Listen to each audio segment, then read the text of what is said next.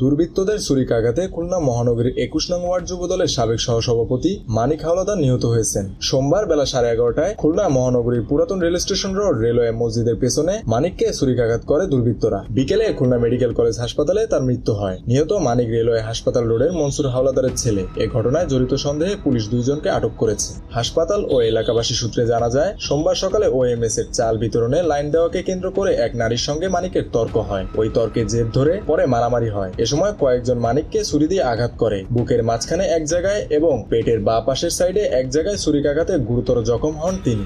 স্থানীয় লোকজন তাকে গুরুতর অবস্থায় উদ্ধার করে খুলনা মেডিকেল কলেজ হাসপাতালে নিয়ে আসেন। শারীরিক অবস্থার অবনতি হওয়ায় তাকে উন্নত চিকিৎসার জন্য ঢাকায় রেফার করা হয়। ঢাকায় নেওয়ার উদ্দেশ্যে রওনা হলে খুলনা মেডিকেল কলেজ হাসপাতালে তার মৃত্যু হয়। এ ঘটনার পর ওই এলাকায় থমথমে অবস্থা বিরাজ করছে।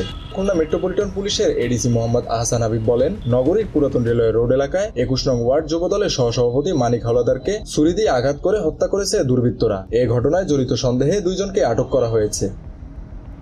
মেহেদী হাসান বাপ্পি, খুলনা গেজেট।